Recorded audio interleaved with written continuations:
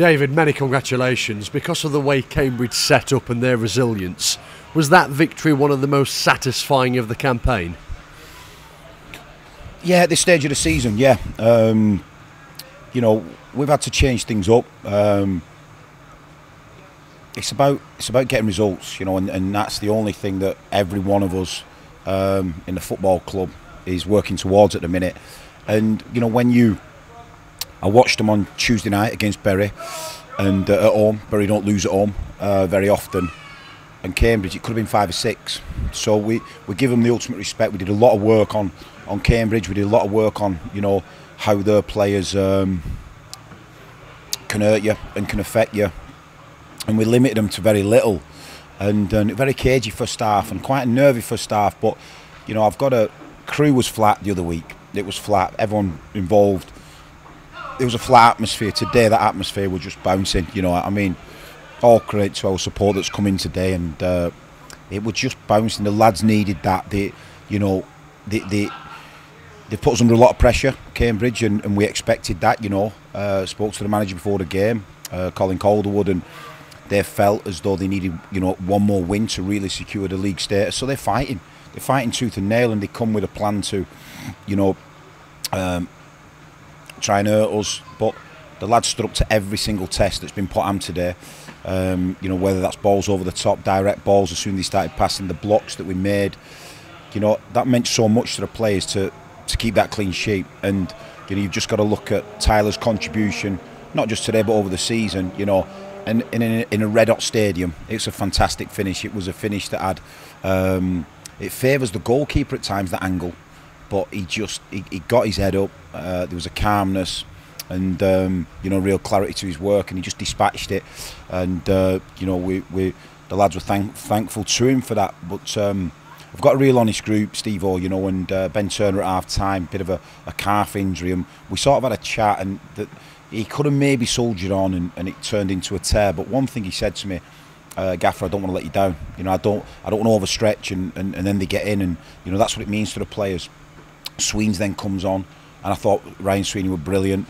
You know, Mellis comes on, makes an absolute difference. Got the ball down, got us playing, give us a calmness.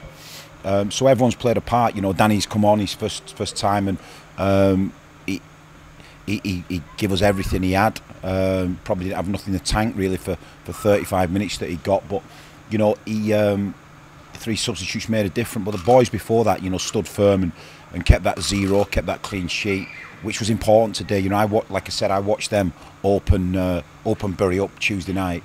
You know, live football, and you saw how dangerous they can be with the players they've got on the pitch.